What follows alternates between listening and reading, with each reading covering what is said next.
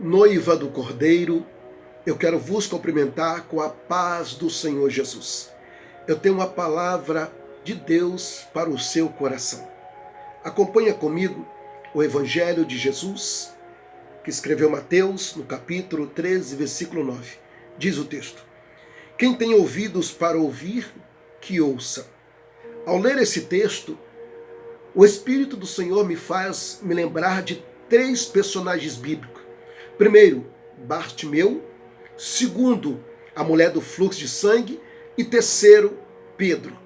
Ao ler o texto, a Bíblia nos dá a entender que Bartimeu, cego, à beira do caminho, estava mendigando. E a Bíblia nos dá a entender que, quando Jesus sai da cidade de Jericó, saiu a multidão com ele. Então aquele cego ouviu falar de Jesus e começa a clamar pelo mesmo. E a Bíblia nos dá a entender que naquele exato momento, a multidão que estava com o mestre manda aquele homem calar a boca, pois os gritos deles estavam incomodando. Então Jesus para e disse: quem me chama? Então disseram: é um cego, é um mendigo. Então Jesus disse: manda trazer, traga até a mim. Então levaram aquele cego até Jesus. Jesus olha para ele e faz uma pergunta: o que querem que eu vos faça? E ele disse: eu quero ver. Imediatamente aquele homem voltou a enxergar. Por quê? Porque o que ele ouviu tomou uma atitude de milagre. Ou seja, ele ouviu o quê? Algo que mexeu com a sua fé. Pois bem, quando agora eu olho a vida da mulher do fluxo de sangue, sofrendo 12 anos, passando a mão de muitos médicos, e nada conseguiu, e a Bíblia nos dá a entender que ela ouviu falar de Jesus. E quando ela ouve falar de Jesus, ela toma uma atitude: rompe a multidão e toca nas orlas das vestes dos mestres. E a Bíblia nos dá a entender que Jesus faz uma pergunta: quem me tocou? Então os discípulos perguntaram: mestre, a multidão te aperta, te oprime, e o Senhor nos pergunta quem lhe tocou? E o Senhor diz: sim, alguém me tocou, pois de mim saiu virtude, saiu poder. Pois bem, aquela mulher se apresenta e fala: sou eu. Então naquele exato momento aquela mulher foi curada. Mas ela foi curada por quê? Porque ela ouviu algo que mexeu com a sua fé e ela tomou uma atitude que gerou um milagre. Pois bem, agora, terceiro personagem é Pedro. Lucas capítulo 5, a Bíblia nos dá a entender que Pedro passa toda a noite e nada pesca. E quando ele chega na polpa do barco, pega a sua rede, atraca na praia, e a Bíblia nos dá a entender que Jesus pega o barco dele emprestado e começa a ministrar. Depois da ministração, Jesus olha para Pedro e disse: pega a sua rede e vamos ao alto mar.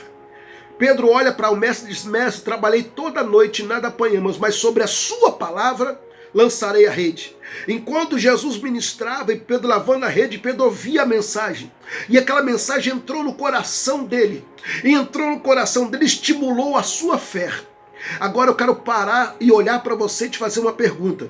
Em meio a essa pandemia, em meio a esse vírus que tem se alastrado, você tem ouvido muitas coisas.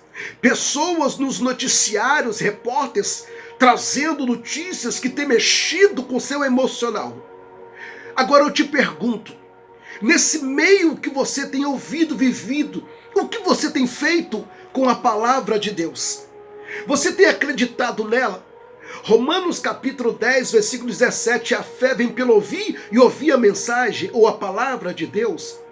Observamos que esses três personagens ouviram e tomaram uma atitude em cima daqueles que ele ouviu. Atitude de fé gera milagres. Agora você vai ficar alimentando o seu espírito, a sua alma, com essas conversas, com essas notícias, e vai trazendo medo, pavor no seu coração. Ei, acredita e confie no Deus que você serve. Porque se você confiar no Deus que você serve, nenhum mal te sucederá. Nenhum mal vai chegar na tua casa. Mas para isso você tem que acreditar no Deus que você serve, no Deus que você adora. Esta é a palavra que eu deixo no seu coração. O que você tem ouvido tem estimulado a orar? Tem estimulado você a buscar a Deus? O que você tem ouvido tem estimulado a você crescer? Então, se não tem levado você a crescer, tira de lado. Coloca em prática o que Deus tem para a sua vida. E o que Deus tem para a sua vida é muito maior do que você imagina. Escuta a voz de Deus, pois quem tem ouvido ouça o que o Espírito diz à igreja. A igreja é você. Toma posse dessa palavra e não se desespera, pois Deus está no controle. Ele nunca saiu do controle, pois agindo Deus, quem impedirá? Fica com essa palavra e que Deus te abençoe em nome de Jesus.